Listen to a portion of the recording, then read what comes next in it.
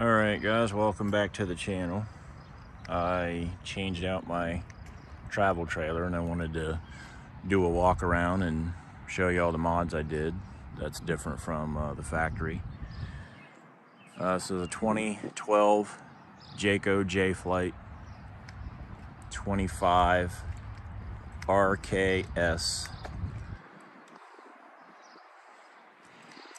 So the first, some of this I took off my Forest River.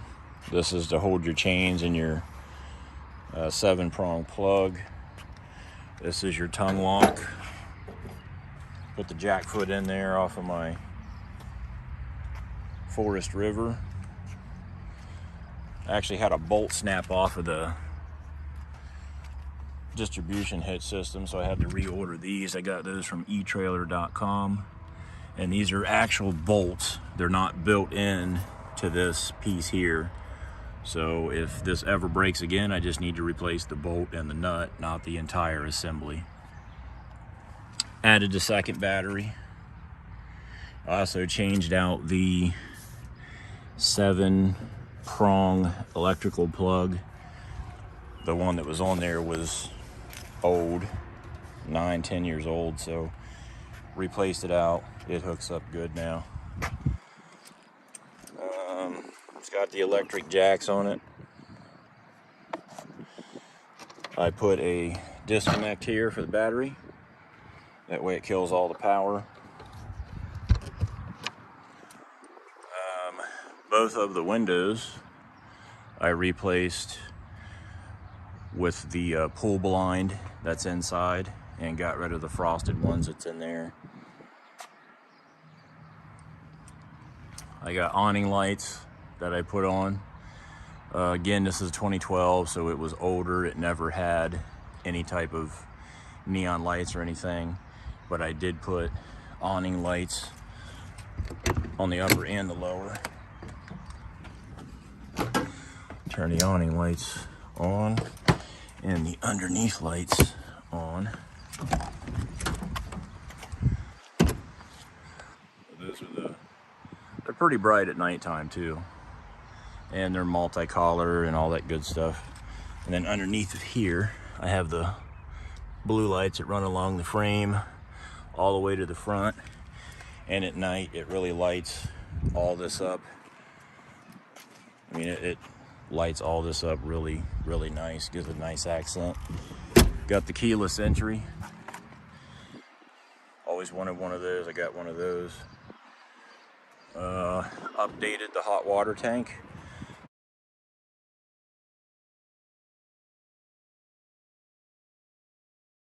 The Furon Tankless, instant hot water. Turn the water on, instantly, well, maybe a couple seconds, hot water starts coming out. But if you have full hookup somewhere, you can take the longest shower in the world. I have more hot water with this than I do from my house because I still have a tank at the house.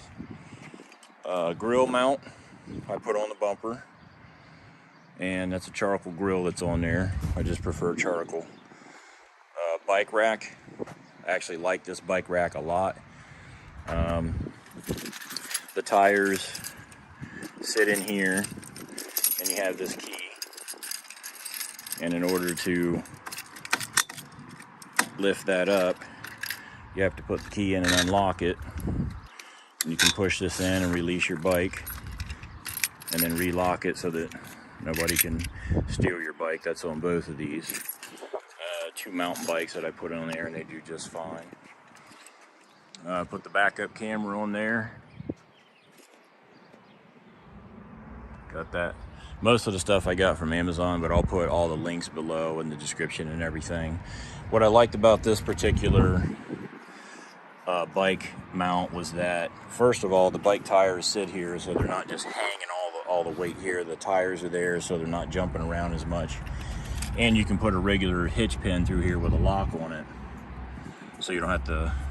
I mean, they could probably take those bolts out and steal the whole thing, but that just keeps a person honest, as they say. I got the vent covers. Baggage door, I added one here and one on the other side because, again, not enough storage. This is actually inside the cabinet that I'll show you in the RV. I got these baggage doors from a guy on eBay. Same place I got the ones that I had on my Forest River. This is also one that I added on here. That one's still locked. I had a good remodel inside that I did. So, also upgraded the locks from the 751s to these type of locks. So this is the fireplace that you're looking at the back of, and then this is where I framed up the television inside, and I'll explain all that when I get in there. But this gave me a lot of additional storage on this side of the RV. Sewer hose container holder. I like the round ones. I prefer the round ones, so I added that. Over here on this side, I actually had it stick out a little bit more so I could unlock it, snap it off, bring out my hose, put it back in, put a lock on there if you want, but it's right next to where the hookups are. So this is really much more convenient than trying to do it in the bumper, as most people do. Outdoor shower. So go inside and we'll show you all the mods inside. I think that's it for out here. Yeah, I don't think there's anything else. Keyless entry actually works good too. It's got a remote control with it. Lock that down.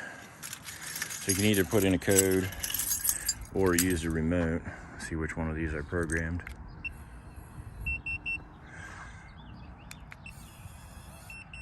See the bolt slide there. Unlock. Lock. Unlock. Or put the code in. And then you can use the key also at the same time if you want to lock it with the key as well. Put in some neon lights here.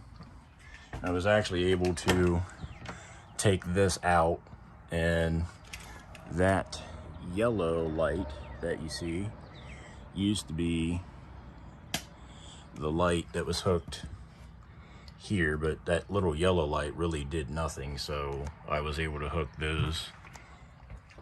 This is where they come in from outside. I was able to run it in and hook it to this switch so that I could actually run those. This is a remote for the lights outside, inside lights, and then I think these are for the lights that are actually on the back of the TV, the neons on the back of the TV. The hot water, I actually took, I think, the heater part, the gas, one of these I hooked up. This is the hot water tank control. So when the hot water tank is on, I should be able to.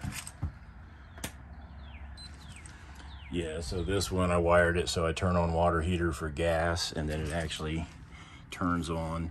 And then you could adjust 125 degrees, or I think 124 as high as it'll go. Yeah, 122, 120.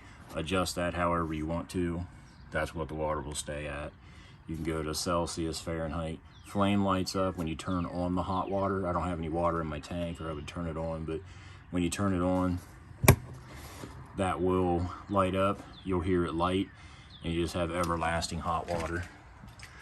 So I've wanted one of those for a very long time. This is a built-in monitor. I see a lot of people, and I actually had one of the portables. It's from Progressive Industries. It's behind the stove. The way I put it in here, I pulled the stove out and I hooked it up because the electric runs out the back. Normal use or bypass. When you plug in the RV, it takes it like 10 seconds. Make sure that the campground electric is correct. and then it goes ahead and kicks the power. That will show up in red, and it will tell you how many volts, how many amps, and any air code. And then this is what the air codes show. It's so much better than the portable one, because the portable one actually overheated. The cord melted. I don't know why, but my Forest River, I put one of those in, really liked it, so wanted to put one in here. I think I can see some of the hot water tank. Yeah, that's the hot water tank, what the back looks like. Your water goes in, and then there's that little canister. It spins around in that canister and heats it. For the gas line, I just had to get a pipe bender and then bend the pipe, because that actual gas line on the old factory tank goes all the way to the front, but these ones, it plugs in to the back down there. So I had to bend it because I had too long of a gas line. This actually, this was the power for the electrical part of the water heater that has no electricity for. It's actually that electrical wire, 110 wire right here. It's taped off, so I got that breaker shut off. If you wanted an additional outlet, you could probably wire it up that way. But this, when you would turn on the lights, anything with a DC, you'd hear it hiss. And if you turn on another light, it'd go off. And it was actually the inverter that went bad. So I actually went on to Walmart.com and found it and replaced it out. It was literally 2 or 3 wires and a couple of screws, and replaced it, and it works as it should now. No issue there. This is the upgrade. Fireplace I put in, the wall I built out, added the TV. What was here before was a jackknife sofa.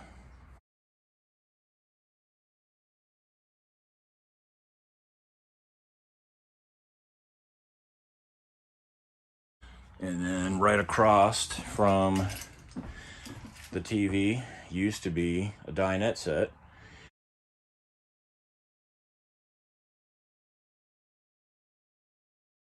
I pulled that out and I put in this recliner. It has USB ports in it. It's electric. Got it at Payless Furniture. Wasn't very expensive at all. It's really comfortable. It's good for what I need it for here camping. I will update the stereo. Not sure when, but most of those are like $200, I think, to upgrade it for Bluetooth, because that one's old. It doesn't have any Bluetooth. The speakers are factory trash, so I need to get new ones. The backup camera, actually, I wired in behind, took the microwave out, was able to bring that in and hook it right into the electrical outlet there. The same as the inside neons, I was able to drill a hole and hook those in for power there. Let's see. This, when I looked at the camper at the dealership, I didn't realize that the water pump was underneath of the jackknife sofa. I assumed it would be up there under everything else, but I found it was here, so I really had to do a little bit of digging and a little bit of research to find the correct length of this and to be able to cut it out so that I could fit the water pump in there and be able to still make it look nice without seeing the water pump or something sticking out of there. So upgraded all the lights. These are LED lights, and they are not hot. The old bulbs, I mean, you could touch it, it would burn you. They're so hot. That just helps add heat in the winter when you don't need it to. So got those on Amazon. Changed out thermostat for the air conditioner that's here. This is a factory one. It has the vents. But when you take this off, the vent here that actually goes down the trunk line to below cold and air, I taped it off, so this only controls this living space here. And this is the fan, high, low, but this is just like residential. These give a much better accuracy on when they kick on and kick off. It's just the RV ones. You can have 4 or 5 degree swings sometimes before they'll kick on or kick off, and it's hard to stay comfortable. In here, that is the second air conditioning unit that I installed. I think I ordered it on Amazon. I'll have to check again. That stuff will be in the description. It's 13.5 BTU, and it is not hooked up to a duct, so you have cold air that comes out of here and here. Those are your controllers. You can get a heater option to put in there too, but from what I'm reading on reviews, it's not really going to heat anything that well. So the fireplace and the furnace should be significant enough to heat it up. More lights in here. I got LEDs in here too. Got the TV in. That is the blind, and I actually installed these from watching some other YouTube videos to not let it lift up, to let it slide down, especially in here in the main living space, because if someone comes up and knocks on your door,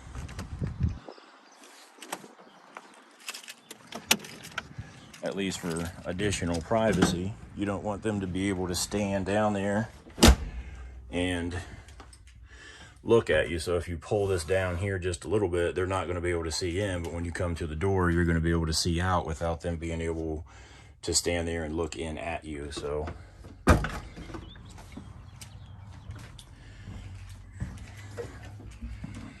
put them both upside down on purpose for that reason. This had this cabinet and then the 2 big cabinets on each side. I took those out so that I had room, and I took out the queen bed and actually put in a full-size king bed.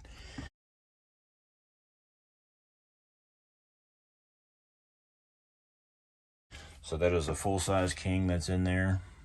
It was more simpler than I thought it would be, but we plan to camp a lot and camp happy, and definitely want to make sure that we're comfortable when we're sleeping.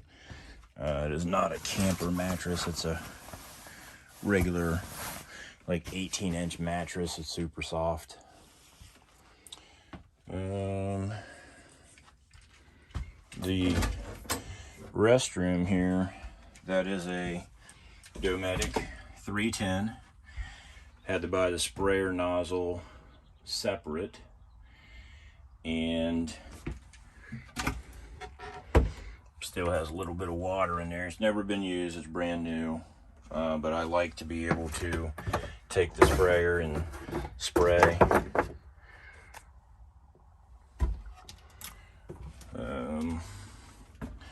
Just this camper really worked for us. I mean, we had the huge, that's also a soft close toilet seat. Takes forever to close, but that's better than slamming. Another updated light in there.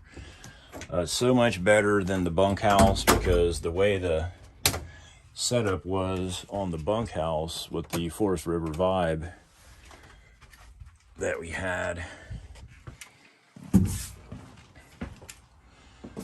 when you were sitting in the sofa, your door was here and your television was up here. So when you were wanting to watch TV, you were constantly having to look at the TV, and then the queen bed and stuff was behind and had the 2 sliders, and right across from it was like the kitchen. And I just wanted something that was more home, that was comfortable. Right across, 55-inch TV. That is plenty enough to make you feel right at home when you're camping. It's great for couples coach. That's what we were wanting, because our kids are grown now and they're probably not going to be camping with us. Did update the fire extinguisher as well. That's important. There's also one in the front. Got the cornhole stashed away back here. Lock it in with this. Doesn't move. I don't think there's anything else. We probably will update the faucet, maybe the sink at some point. Maybe this backsplash too. They got some real nice sticky backsplash I've seen at Walmart or Home Depot that I liked a lot. We'll see what matches and may update that a little bit. But 2012 Jayco Jay Flight. It's perfect for what we need. Jayco builds solid material. This is really solid. I mean, the lines are crisp. There's no water damage. There's no leaks anywhere. Previous owner, I believe, was one-time owner. They took really good care of this, did what they were supposed to do. I will show you what this looked like before. Again, that was a dinette set. That was a jackknife sofa. And there was a queen bed that comes standard with these that we upgraded to a king. But we're excited to take it out, camp in it. I may upgrade the steps and get rid of those. I did in my Forest River. We really liked them with the steps. I think we had more ride steps. They actually pull down and they're much more sturdy than those wobbly ones. That is 28 foot, I believe. Those are the 2 air units that are up there. Oh, the other piece with the air unit, this is a 30 amp coach. And putting that second air unit, it was not pre-wired, but I went ahead and I fished the wires through the ceiling. Jayco was great about getting me the schematics to show me where the wiring was and where the joist was. There was a 14 by 14 pre-framed hole that was up there to put that in, even though there was no skylight. This runs that air conditioner.